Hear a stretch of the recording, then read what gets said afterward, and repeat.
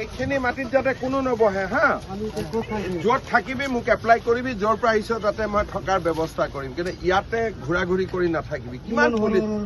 আৰে সৰু ল'ৰা যি কৰিম মই কৰি আছো না তই লিষ্ট বনা কিন্তু এইবিলাক কৰি য'ৰ পৰা আহিছ তাতে হ'ব এইখিনিত ঘূৰা ঘূৰি কৰি নাথাকিবি পুলিচে ফাটা বন্ধ বুজি পালি নাম কত তোৰ নাম কি দালাল বিলাকক তই ক'ৰ পৰা পাইছিলি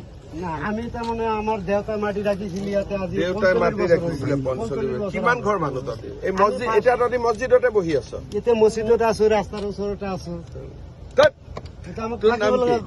মামা থাকিবলৈ জাগা দিয়ক তহঁতে য'ৰ পৰা আহিছ তাতে যাব লাগিব আমি ইয়াতে জন্ম আমাৰ ঠিক আছে তোৰ জন্ম চাৰ্টিফিকেট মই লৈ আছো আগে পিছে যাম মুঠতে এইখিনি মাটিত বেছি পুলিচৰ লগত দৌৰা দৌৰি কৰি নাথাকিবি তেনেহ'লে আমি চাইডেদি থাকি যাম নদীৰ ওচৰত তহঁতে হ'ব য'ত যাব লাগে ডিচিয়ে বুজাই দিব তহঁতক কিন্তু তহঁতে ইয়াতে বেছি দৌৰা দৌৰি কৰি নাথাকিবি তহঁতে কোন দালাল বিলাকে মাতি আনে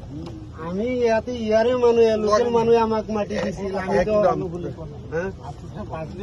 পাৰ্টিৰ মানুহ চব মই বুজিছো মই 30 বছৰ মই পাৰ্টি কাম কৰি আছো মই বুজিলো পাৰ্টিৰ মানুহ কিন্তু ইয়াতে যাতে বেছি দৌৰা দৌৰি কৰি নাথাকে পুলিচৰ লগত কেতিয়াবা আৰু এটা ঘটনা ঘটিব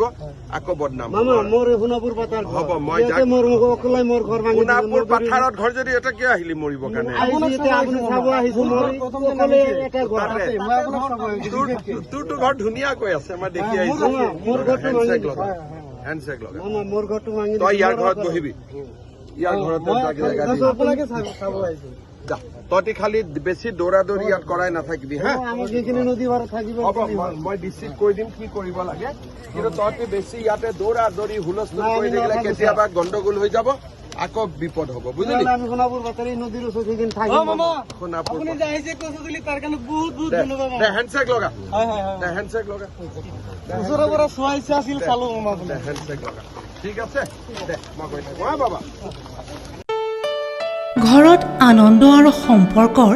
চমক বজাই ৰাখিবলৈ জৰুৰী হৈছে সকলো আনন্দময় মুহূৰ্তত মৰমৰ উপহাৰ দিয়াটো সেইবাবে মধুশ্ৰী জুৱেলাৰ্ছে আনিছে সকলো ৰঙীন ক্ষণৰ বাবে বিশেষ গহনা হীৰাৰে হওক সোণৰে হওক বা ৰূপৰে হওক শ্ৰেষ্ঠ ডিজাইনছ আৰু হলমাৰ্কযুক্ত গহনাই ৰাখে সম্পৰ্কক নিখুঁত তেনেহ'লে আজিয়ে আনক আনন্দ মধুশ্ৰী জুৱেলাৰ্ছৰ সৈতে যোগাযোগ কৰক 7002800341